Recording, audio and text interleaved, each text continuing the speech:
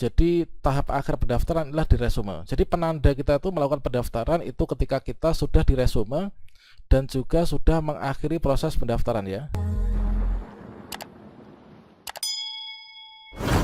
Sobat calon guru semuanya, saat ini sudah rilis yaitu alur pendaftaran seleksi CASN 2024. Pada video ini kita akan cek alur pendaftaran CPNS dan P3K 2024 apakah nanti kira-kira sama dengan pendaftaran CASN sebelumnya ataukah tidak. Nah, tentunya adalah merupakan suatu hal penting yang perlu teman-teman calon pendaftar P3K dan juga CPNS 2024 untuk diketahui ya. Kira-kira seperti apa untuk alur pendaftaran seleksi CASN di tahun ini? Silahkan simak video ini sampai selesai. Namun sebelum kita lanjutkan perlu saya ingatkan, bagi teman-teman yang mungkin baru pertama kali menemukan channel calon guru ini silakan klik tombol subscribe-nya, dan aktifkan notifikasi loncengnya, sehingga jika calon guru menyajikan update informasi terbaru, kalian tidak akan ketinggalan informasi. Baiklah sobat-sobatnya, untuk alur pendaftaran seleksi CASN tahun 2024 di sini kita dapatkan informasi terbaru dari Kemenkes teman-teman, yang beralamatkan di csnkemkes.go.id, yang mana di sini untuk rekrutmen CASN akan diselenggarakan segera ya. Kemudian di sini sudah ada update info terbaru terkait seleksi CPNS dan juga info terbaru seleksi P3K 2024. Nah, selanjutnya di sini kita akan berfokus pada alur pendaftaran seleksi CASN 2024. Ya, mana di sini kita akan melihat yaitu ada sekitar di sini ada 11 ya. Ada 11 tahapan untuk seleksi CASN 2024. Mulai dari kita mengakses informasi terkait tentang pendaftaran, kemudian kita membuat akun, kemudian login, melengkapi data, unggah dokumen, cek resume, kemudian masa sangga, ikut seleksi, kemudian yang terakhir ketika di bagian pengumuman kelulusan ini kita dinyatakan lulus, ini nanti kita akan mengikuti pemberkasan dan juga penetapan NIP ya. Oke, di sini adalah untuk yang pertama, ini kita ambil contoh untuk yang di Kementerian Kesehatan. Jadi untuk langkah pertama ini kan di sini mengakses laman Kementerian Kesehatan. Ini adalah untuk alamatnya di csnkemkes.go.id. Kalau misalkan teman-teman yang pendaftar di instansi pemerintah pusat, ini silakan berkunjung di website instansi yang dilamar ya. Kemudian yang untuk di instansi pemerintah daerah, misalkan untuk yang P3K guru ya, P3K guru kan di sini diberikan situs yaitu guru P3K. Nah, di sini yaitu untuk guru itu kan portalnya guru P3K kemdikbud.go.id.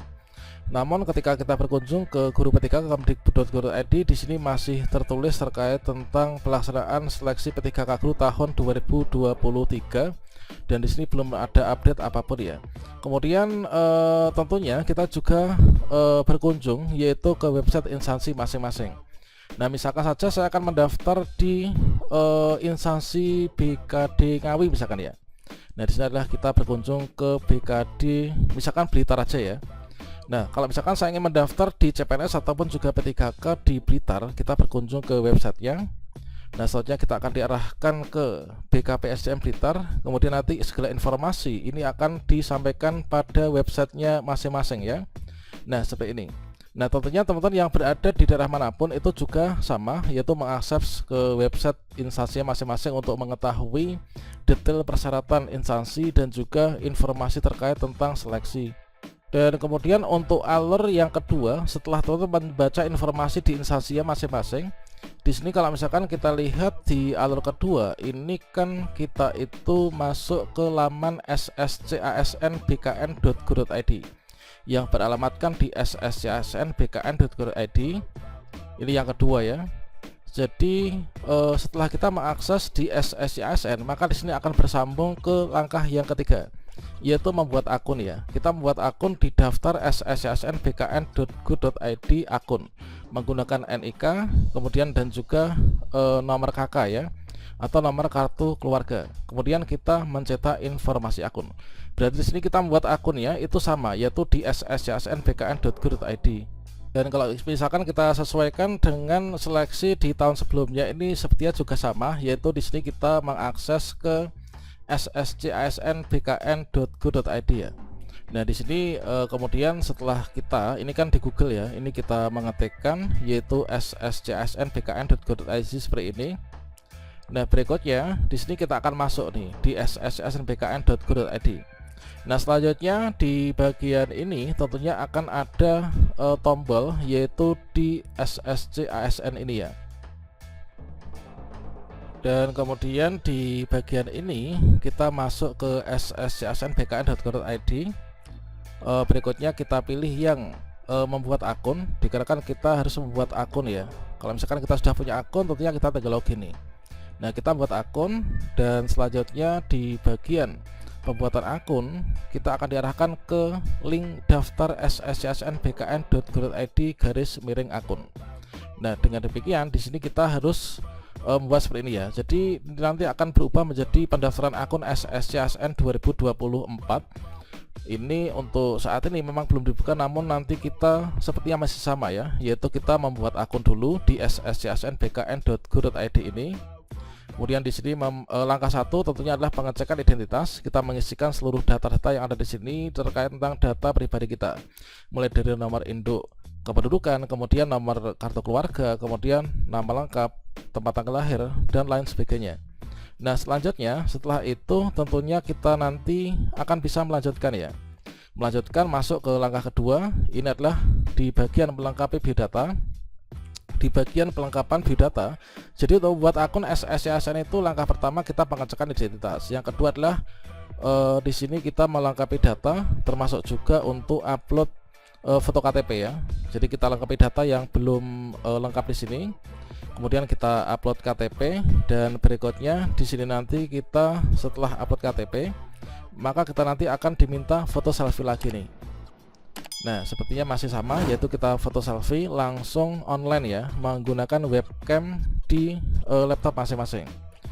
Kalau misalkan sudah selesai di tahap ini, maka berikutnya di sini kita membuat password ya. Kemudian pertanyaan pengaman 1 dan 2, kemudian jawabannya.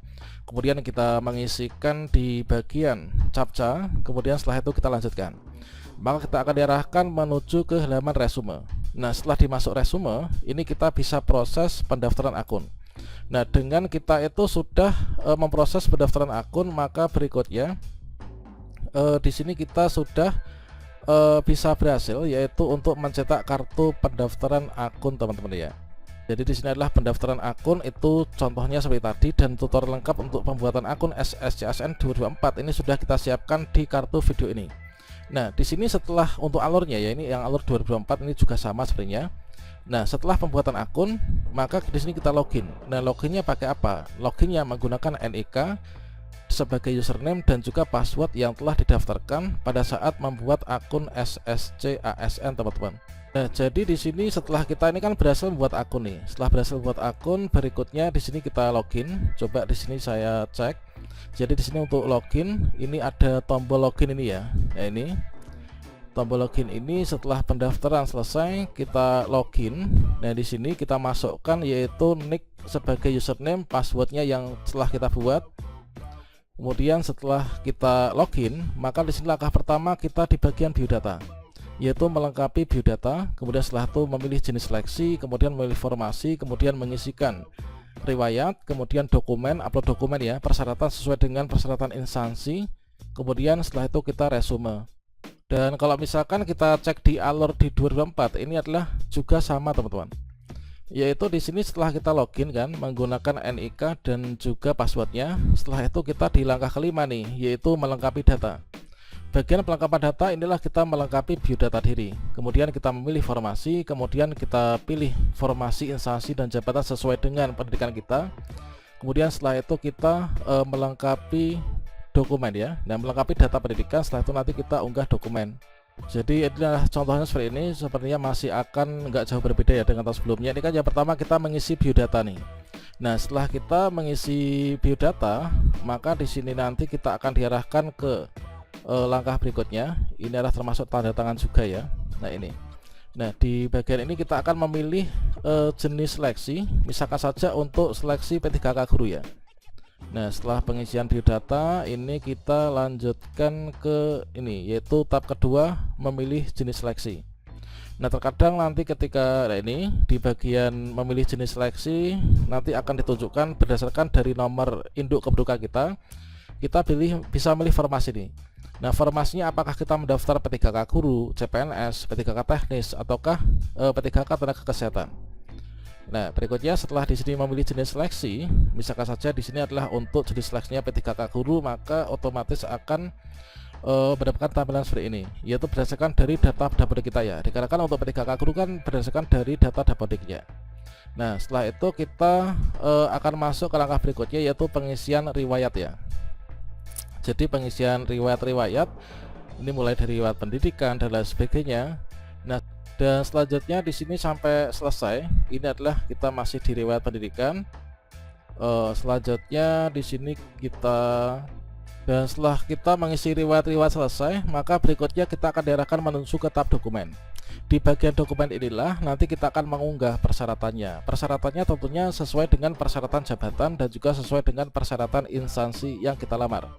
Nah, langkah terakhir, apakah nanti tetap penggunaan e-matre atau enggak? Kalau misalkan kita cek di portal Kemenkes tadi yang sudah merilis untuk terkait tentang seleksi P3K CPNS 224, ini adalah juga menggunakan e-matre. Namun nanti kita tunggu saja ya teman-teman.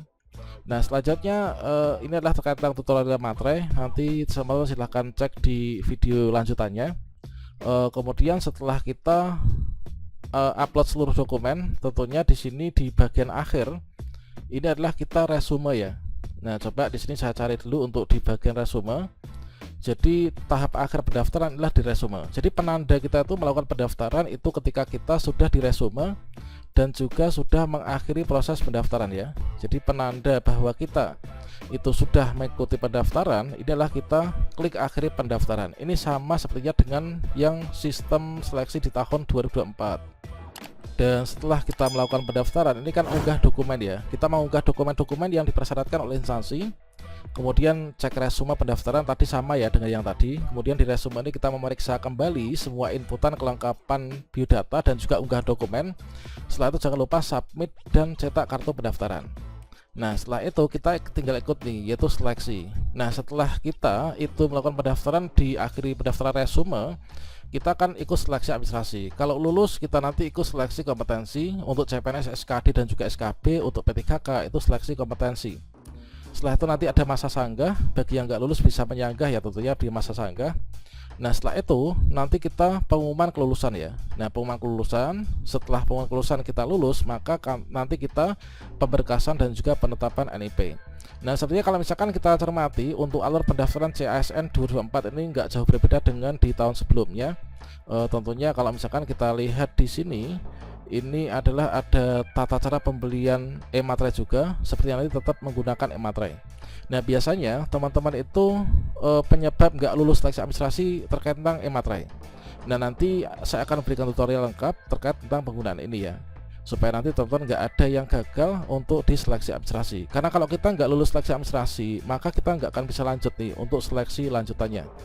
Oke, demikian, semoga bermanfaat ya, sambil kita nunggu untuk jadwal pendaftaran yang sebentar lagi akan dibuka. Tentunya perlu kita untuk mencermati alur pendaftaran ini. Demikian, semoga bermanfaat. Wassalamualaikum warahmatullahi wabarakatuh.